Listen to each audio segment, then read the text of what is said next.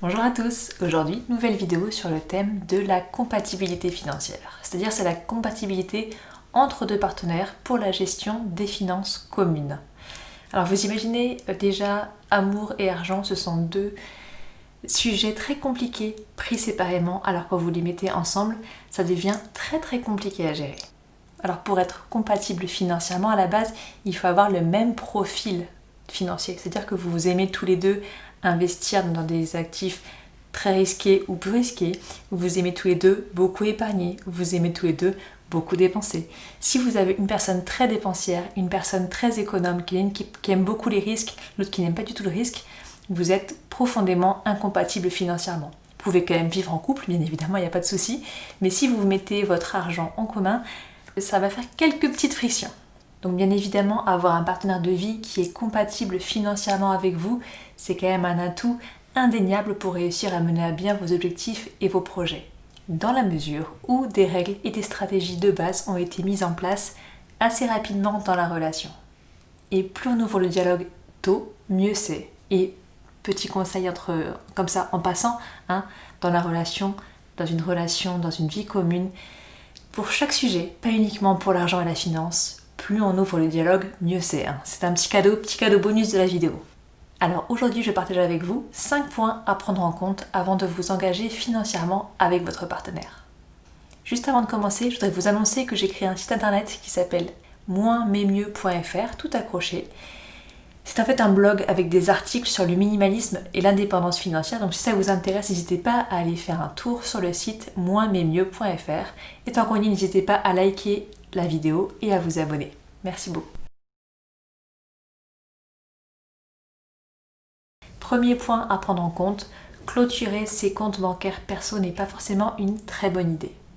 Certains pensent qu'avoir uniquement un compte joint avec toutes nos dépenses et toutes nos recettes mises en commun permet d'avoir une vraie cohésion et une vraie prise de responsabilité de chacun des partenaires. Mais à mon sens, ce n'est pas forcément une très bonne idée. Moi personnellement, je suis très indépendante financièrement et je n'ai pas envie d'avoir 100% de mon revenu, 100% de mes recettes qui soient mises en commun avec celles de mon conjoint, parce que j'ai envie d'avoir des projets perso à côté. Je n'ai pas envie que ce soit à lui de financer tous mes projets, j'ai pas envie que ce soit à lui de payer mon abonnement en club de sport, j'ai pas envie que ce soit à moi de payer son abonnement à la salle de cinéma.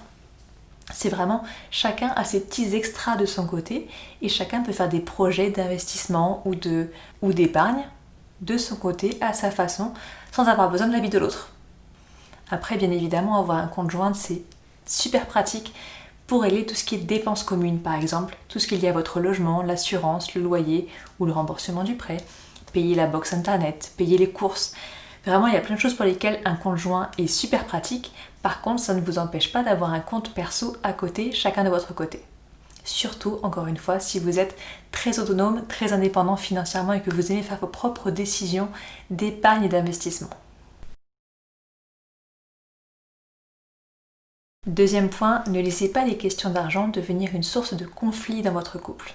Déjà, une relation de couple est suffisamment compliquée, je pense qu'il n'est pas nécessaire d'en rajouter une couche juste à cause de problèmes d'argent qui auraient pu être évités grâce à la discussion. Si vous voulez prendre des décisions avec l'argent commun de votre partenaire et vous-même, n'hésitez pas à ouvrir le dialogue. On ne prend pas de décision d'investissement ou d'épargne sans prendre l'avis de son partenaire, bien évidemment. C'est de l'argent commun, les décisions sont prises communément. Donc, encore une fois, ouvrez la discussion, présentez vos arguments, échangez et soyez prêts à obtenir un refus. Et s'il ne veut pas, bien évidemment, vous pouvez toujours investir avec votre propre argent. Rien ne vous empêche de faire vos investissements, simplement vous ne pouvez pas contraindre une personne à faire des investissements pour vous.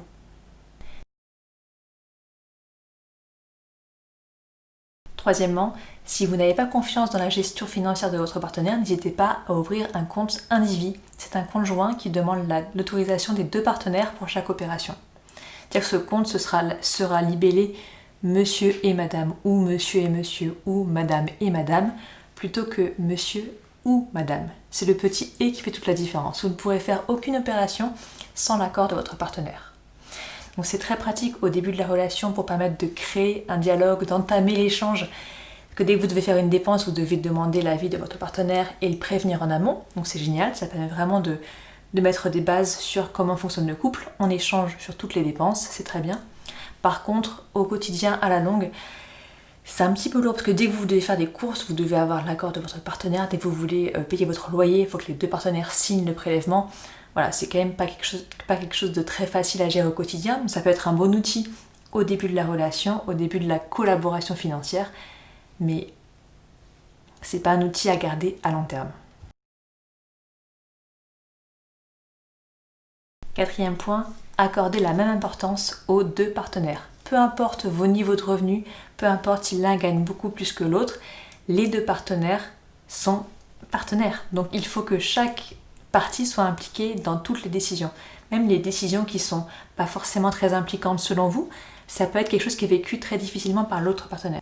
Vous avez une vie commune, vous n'avez pas uniquement de l'argent en commun, donc peu importe que vous soyez plus fort, plus grand, plus vieux, plus jeune, plus riche, moins riche, les deux partenaires sont au même niveau et il n'y a pas de décision qui doit être prise sans l'accord de l'autre. C'est primordial. Encore une fois, si vous voulez prendre une décision, demandez l'avis de votre conjoint et échangez. Cinquième point, établissez dès le départ la part des dépenses de chacun. Si vous voulez partager à 50-50 les dépenses du ménage, c'est très bien, vous faites chacun un virement du même montant sur le compte joint chaque mois et ensuite toutes les dépenses seront partiront d'ici. Par contre, si les revenus ne sont pas équilibrés, n'hésitez pas à changer complètement la proportion. L'un peut prendre en charge 80% des dépenses, l'autre 20% ou 100% et 0. C'est vraiment juste un accord à trouver entre vous. Et une fois que vous êtes d'accord, vous avez mis vos règles en place dès le départ, il n'y aura pas de conflit au moins sur ce point-là. Donc on est plus serein, on est plus libre, on peut gérer ses finances tranquillement. Et bien évidemment, dès que les situations de chacun évoluent, il ne faut pas hésiter à revoir cette proportion de 50-50, 80-20, 70-30, peu importe ce que vous avez choisi. N'hésitez pas à les revoir aussi souvent que nécessaire pour coller au mieux à la situation et que chaque partenaire se sente vraiment écouté, pris en compte et pas lésé par l'autre. Le sixième point reprend un peu le point 4, mais c'est important je pense de le préciser. On est en 2020, on oublie tous les stéréotypes. Ce n'est pas à l'homme de prendre les décisions d'investissement, d'épargne. C'est pas l'homme qui va forcément gagner plus que la femme dans le couple. On ne pense pas que c'est à l'homme de prendre les décisions importantes, surtout ce qui concerne l'argent. Moi typiquement, je gagnais beaucoup plus que mon conjoint quand j'étais cadre financier alors que lui était fonctionnaire. Et c'est pas grave, ça veut pas dire que je vaux plus que lui ou qu'il vaut moins que moi.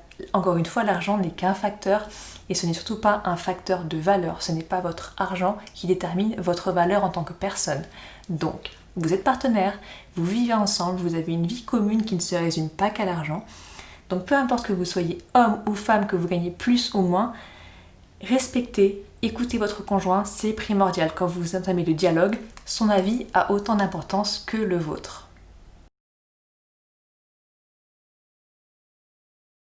Et septième point et dernier point, définissez vos objectifs communs. Si par exemple vous souhaitez mettre un peu d'argent de côté pour vos futures vacances, ou si vous souhaitez économiser de l'argent pour faire un apport pour un futur logement, ou si vous souhaitez préparer la retraite en faisant une épargne ou un investissement peu risqué, échangez. Définissez ce que vous voulez faire de votre argent, ce que vous voulez faire à long terme, pour pouvoir mettre en place des stratégies qui vous permettront d'atteindre vos objectifs. Si vous n'avez pas d'objectif à la base, vous allez laisser flotter votre argent et il n'y aura jamais de stratégie. Vous n'aurez jamais d'objectif commun financier et vous ne pourrez jamais faire de grands projets ensemble. Parce que bien évidemment, tous les projets, malheureusement, demandent un peu d'argent. Que ce soit acheter une maison, que ce soit partir en vacances, que ce soit partir en retraite, que ce soit emmener vos enfants dans une grande école. Peu importe quels sont les projets, vous avez besoin d'argent. Donc il faut vraiment les définir ensemble, encore une fois, à travers une discussion vraiment importante, une discussion posée, équitable et profonde. Et ensuite, mettre en place des stratégies qui vous permettront petit à petit d'atteindre vos objectifs communs.